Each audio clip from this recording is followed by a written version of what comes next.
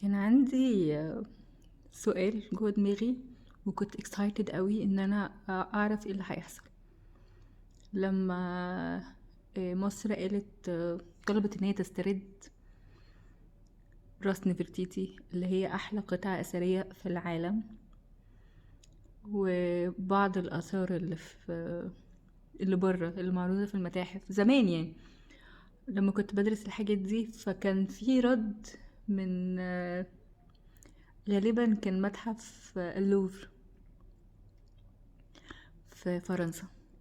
قالك احنا عاملين للقطع دي آه يعني قاعات تليق بيها و...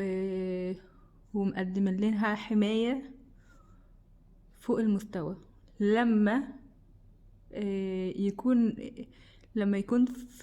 لما مصر توفر للقطع الفنية دي، للقطع الأثرية يعني فنية دي، أي حاجة فنية دي يعني حاجة اكسترا، حاجة حلوة قوي يعني بالنسبة لي. لما مصر توفر للآثار دي نفس الحماية والقيمة والقاعات اللي متوفرة لهم، ممكن نبقى نرجعها لهم. فكنت قاعدة عمالة أفكر في الموضوع دوت، وفي ابتسامة كده على وشي. بفتح الموبايل لقيت زي حواس بيجمع توقيعات عشان خاطر يسترد راس نفرتيتي من برلين، وحجر رشيد، و و الزودياك اللي في معبد دندرة.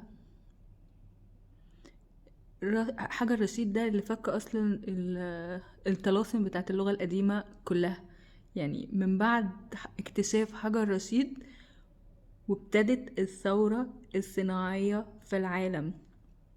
بعد اكتشاف حجر رشيد على طول، بعد فك رموز حجر رشيد. ورسم نفرتيتي ده كنت بفكر فيها احلى قطعة فنية في العالم، اللي هم اصلا هربوها ايام التنقيب على في الاثار يعني.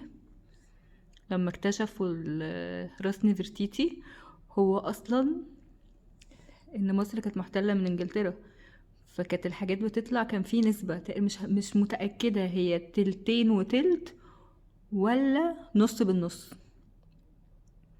مع الوضع في الاعتبار ان التماثيل الملكية تفضل موجودة في مصر. فلما اكتشفوا راس نفرتيتي راح لفها عمل لها كبيرة كده جبس على اساس هي حاجة مش مهمة، وهربوها برا مصر. دي اصلا مسروقة. فراس نفرتيتي دي احلى قطعة في العالم.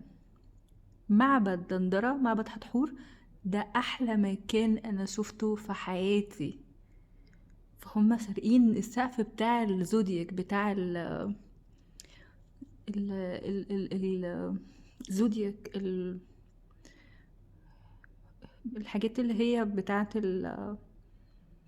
الكواكب والابراج. الابراج مرسومه في النوت في السقف بتاع المهم يعني هم سارقين الزودياك.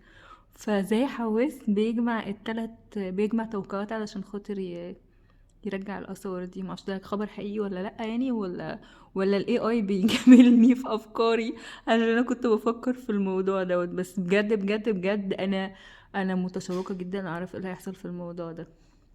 لعمو زي حواس يعني، لو عايز حد يساعدك في جمع التوقعات انا ممكن انا متبرعه.